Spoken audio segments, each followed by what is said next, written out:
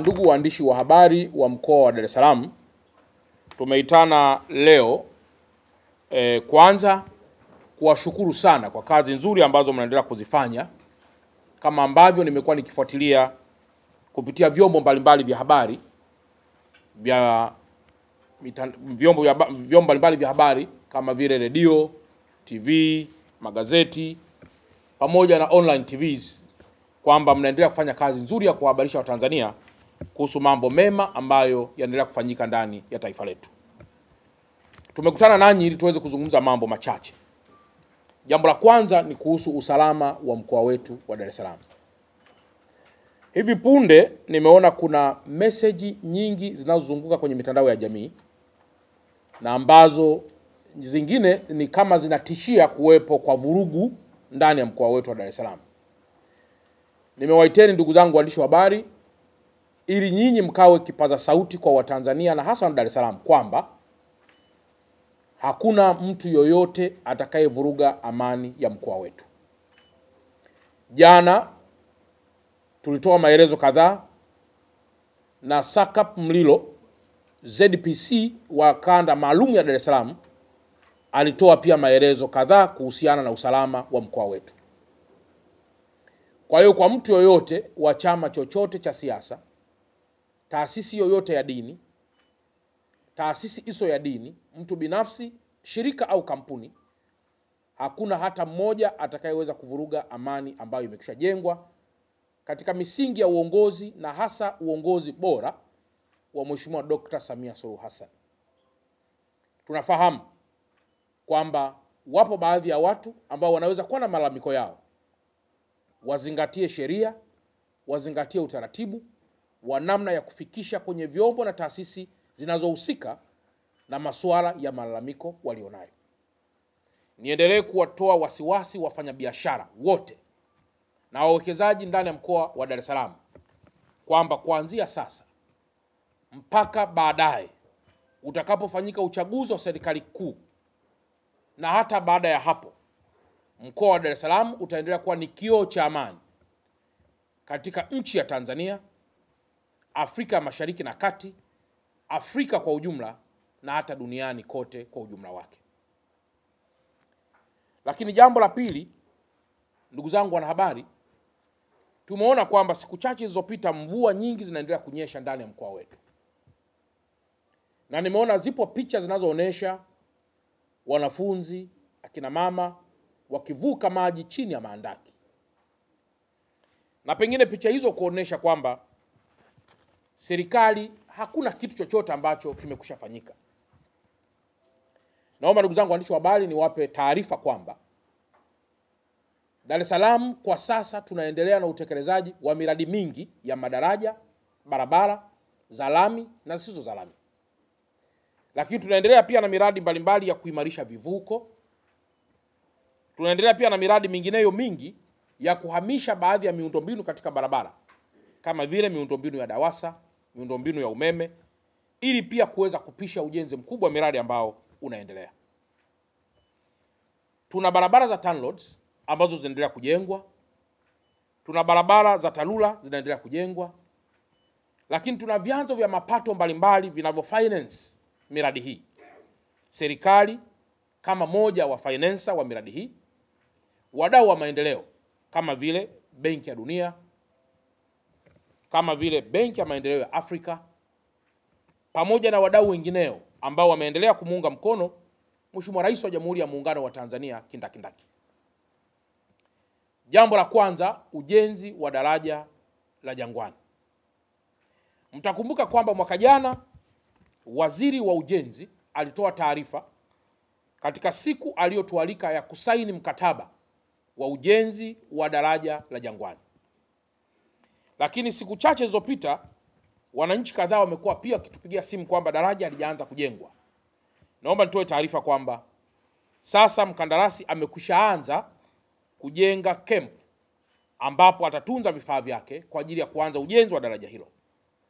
Lakini kama mnakumbuka pia daraja hilo lilitolewa ufafanuzi mzuri na Waziri wa Ujenzi.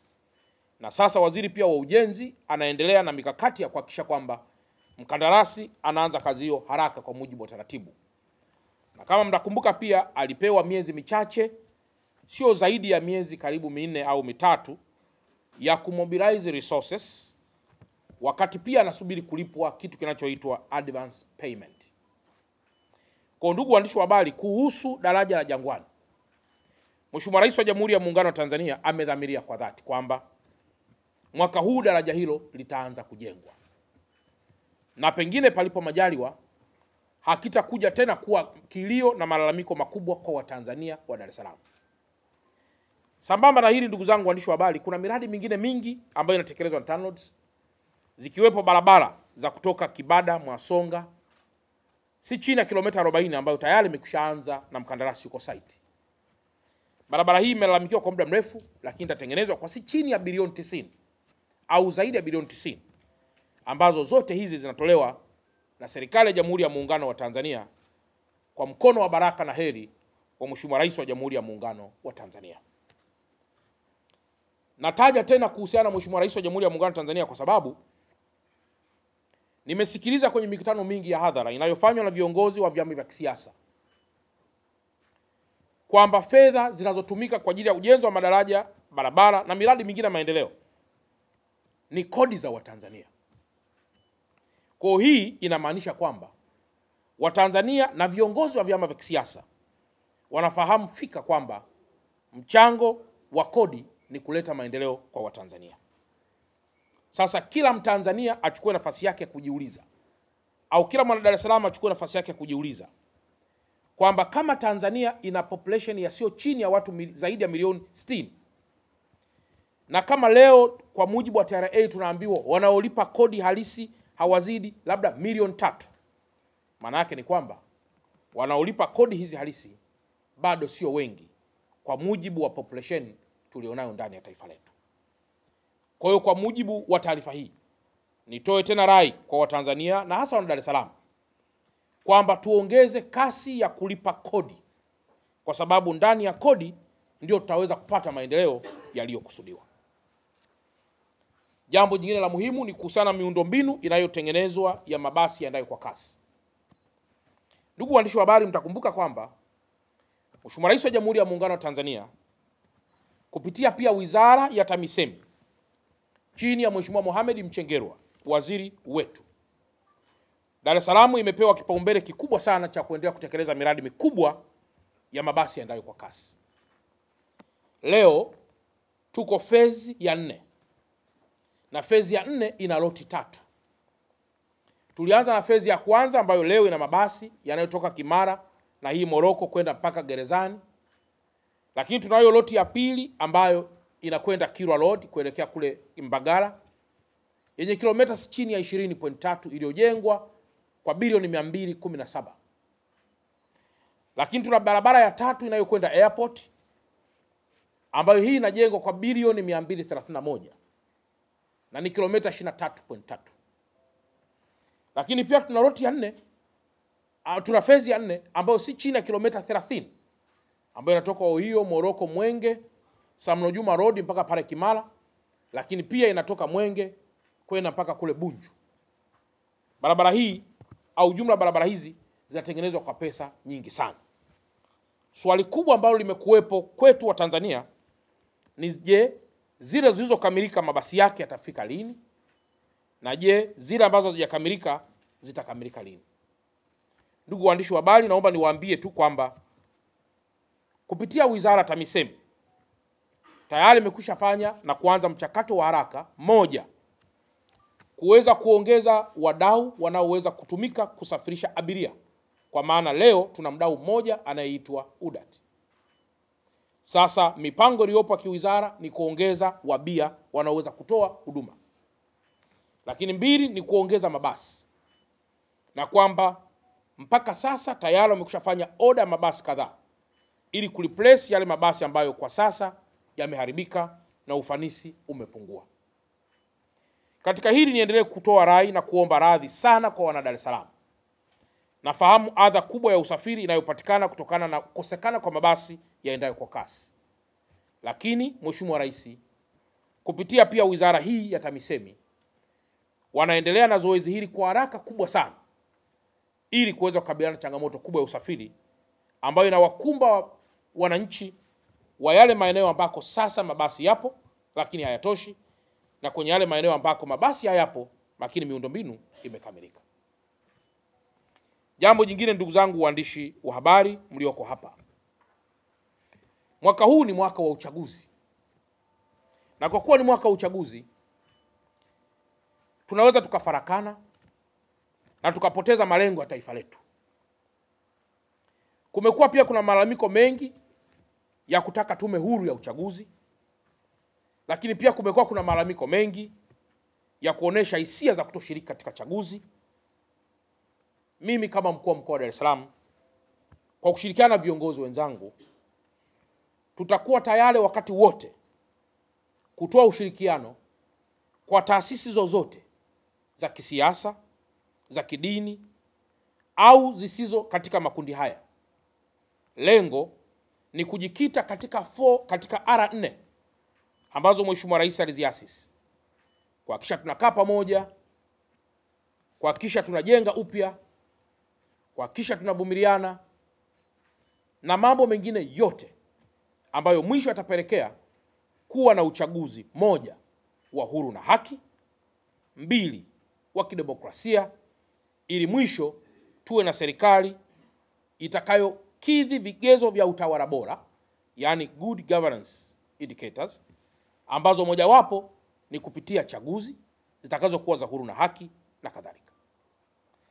Na ndani ya mkoa wetu wa Dar es Salaam tunasubiri pia taarifa ya tume huru ya uchaguzi kupitia wale waliojiandikisha upya, wale waliouisha taarifa zao, na wale wengine wote ambao walikwisha kuwa wamejiandikisha, ili kwa ujumla sasa idadi yao na mambo mengineyo yote yatakayohusiana na masuala ya kiuchaguzi yatakayotamkwa na kufafanuliwa na tume huru ya uchaguzi, sisi kama viongozi wa mkoa wa Dar es Salaam tutatoa ushirikiano wa kutosha, na pengine tutatamani kila mmoja aliyejiandikisha ashiriki kupiga kura, kwa sababu tumejitahidi kuhakikisha kwamba hakutakuwa na vitu vyovyote vinavyotishia wapiga kura, intimidation environments. Na kwa mantiki hiyo, yoyote aliyejiandikisha atakutana na mazingira bora, sahihi, ya wazi, yasiyotisha, ili kwenda kapige kura kama haki yake ya msingi katika taifa huru na la kidemokrasia linaloongozwa na Mheshimiwa Dr. Samia Suluhu Hassan. Viongozi wa vyama vya kisiasa wa mkoa wa Dar es Salaam, kwa kushirikiana na viongozi wa serikali wa mkoa wa Dar es Salaam, tutaendelea kufungua milango hii kadiri siku zinavyozidi kwenda, ili kuruhusu kila mmoja kuelekea kwenye chaguzi hizi asiwe na malalamiko wala dukuduku za aina yoyote mpaka siku ya uchaguzi. Lakini naendelea kusisitiza kwamba hakutakuwa na hata mmoja wa kuharibu au kufifisha amani ambayo tayari imekwisha jengwa. Jambo lingine, ndugu zangu waandishi wa habari, ni kuhusiana na maendeleo ya soko la Kariakoo na biashara za saa 24. Wapo baadhi ya wenzetu ambao wanatamani zaidi kujua tumeishia wapi na kauli mbiu yetu ya biashara saa 24. Lakini wapo wenzetu pia wanaotamani kuendelea kujua tumefikia wapi kuhusu maendeleo ya soko la Kariakoo. Ndugu waandishi wa habari, soko la Kariakoo linaendelea kujengwa na mpaka sasa lipo zaidi ya 95%. Lakini hivi ninavyozungumza tayari wafanyabiashara waliokuwepo zamani zaidi ya 1500 wamehakikiwa na kuendelea kuoneshwa vizimba, lakini zaidi pia wamefafanuliwa kuhusu utaratibu utakaotumika wa wao sasa kuingia hapo, moja ikiwa ni kusaini mikataba, mbili ikiwa gharama za soko zilizopo kwa wakati huu, lakini tatu yakiwa ni malipo, lakini nne ikiwa discourage wale madalali waliokuwepo zamani ambao mtu mmoja alikuwa na vyumba zaidi ya 15. Lakini jambo jingine ni madeni yote ya nyuma kulipwa ili kuweza kuuisha rasmi taarifa za wafanyabiashara wa zamani. Sambamba na hilo, soko lina magodown, lina frame za maduka, lina maeneo ya parking, pamoja na maeneo ya restaurants au migahawa, maeneo ya ofisi na baadhi ya maeneo ya kutolea huduma nyinginezo kama huduma za kibenki. Maeneo yote haya very soon yatatangazwa utaratibu wake wa wengine wote kuweza kuomba katika mifumo rasmi ya kiserikali, na wale watakaoshinda watapewa nafasi ya kuwa wafanyabiashara katika soko la Kariakoo. Pamoja na hili ni kwamba soko letu kwa sasa limejengwa kwa chini ya bilioni 28, na kilichopo kwa sasa ni ukamilishaji wa ujenzi wa uzio ili kutoruhusu tena soko letu kuweza kuvamiwa au kuchafuliwa kwa biashara zisizo rasmi.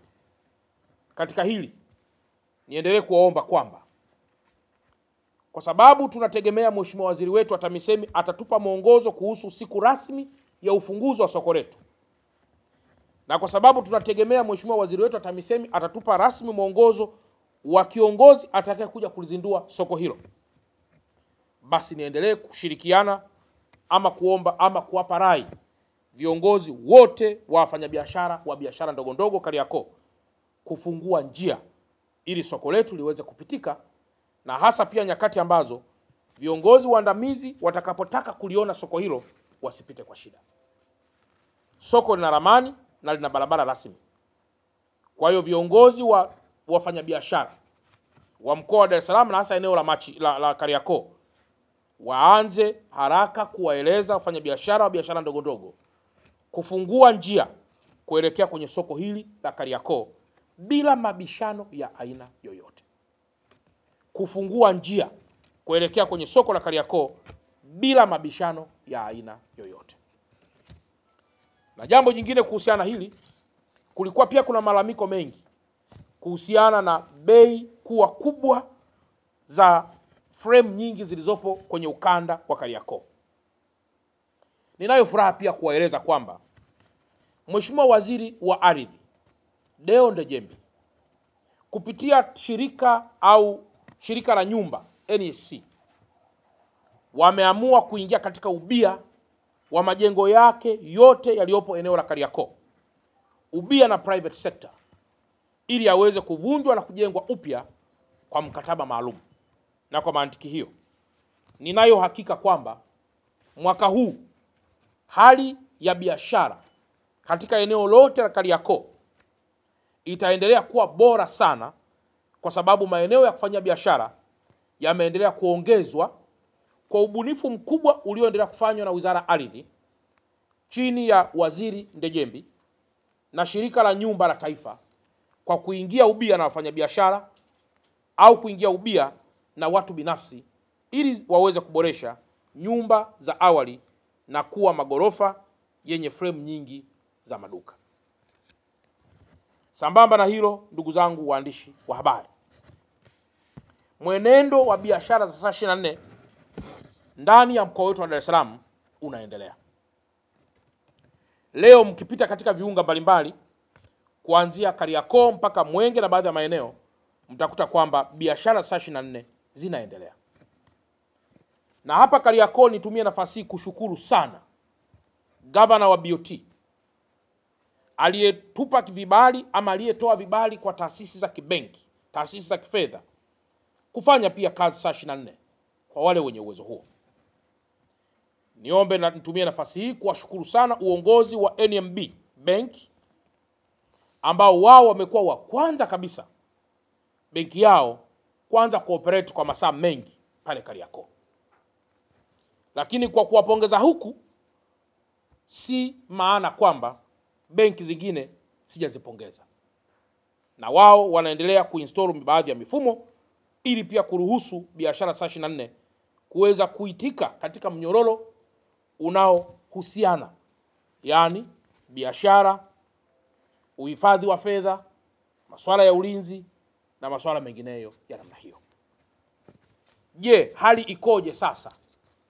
Kama tungesema katika asilimia, tuko asilimia ngapi? Ndugu waandishi wa habari, naomba niwape tena taarifa hii njema kwamba tumepeana assignments na wakuu wa wilaya wote wa mkoa wa Dar es Salaam kwamba baada ya mkoa ku-launch ama kuzindua, sasa wakuu wa wilaya kwa kushirikiana na taasisi zote, wafanya biashara ndani ya wilaya zao, na wao wa launch biashara saa 24 katika wilaya zao, ili wafanya biashara wetu katika maeneo mbalimbali waendelee kuiona fahari ya usalama wa ndani ya mkoa wetu na ufahari ya usalama ndani ya taifa letu unaoratibiwa na kusimamiwa na vyombo vya dola, lakini kwa uimara wa serikali anayoiongoza Mheshimiwa Dr. Samia Suluhu Hassan, na kwamba kila mmoja aweze kufanya biashara kwa uhuru.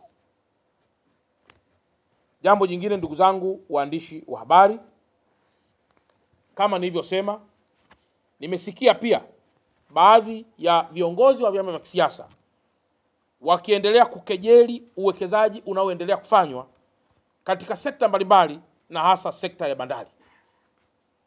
Naomba nitoe rai kwamba mimi kama mkuu wa mkoa wa Dar es Salaam nitoe pongezi za dhati kabisa kwa uongozi wa bandari ya Dar es Salaam au uongozi wa bandari Tanzania kwa ujumla wake, kwamba tumeendelea kuona ufanisi mkubwa wa bandari ya Dar es Salaam unaothibitishwa kwa wingi wa wageni wanaokuja kuchukua mizigo kutoka mataifa mbalimbali, makuzi na ukuaji mkubwa wa ICDs ndani ya mkoa wetu, makuzi na ukuaji mkubwa wa bonded warehouses ndani ya mkoa wetu. Hii inathibitisha kwamba mizigo inayokuja kupitia bandari ya Dar es Salaam ni mingi, na hii inathibitisha kwamba taifa limeendelea kufunguliwa, na ndio maana baadhi ya mataifa kama Kongo, Zambia, Malawi na baadhi ya mataifa mengineyo yasiyokuwa na bandari au yasiyokuwa na bahari yameendelea kuiona Tanzania kama kivutio kikubwa kwa sera zake imara za kibiashara. Na kwa mantikio, waandishi wa habari, naendelea kuwaalika kwamba sasa ni muda mwafaka wa kuzungumza vitu kwa hoja na data. Ni bora tukaendelea kwenda bandarini, kwenda kuona uwekezaji mkubwa unaoendelea kufanywa, lakini zaidi tutawanyike ndani ya mkoa wetu tuone wingi wa ICDs unaoendelea ambao umetunza mizigo ya transit na local. Lakini zaidi pia tuendelee kuona wimbi kubwa la wageni wanaotoka katika mataifa yasiyokuwa na bahari wanaokuja pia kwa ajili ya kuchukua mizigo kwenda katika mataifa yao. Ongezeko kubwa la usafiri wa malori kuelekea katika nchi hizo. Hizo zote ni ithibati, ni uthibitisho kwamba kuna ufanisi mkubwa wa mamlaka ya bandari, lakini kuna ufanisi mkubwa wa bandari ya Dar es Salaam.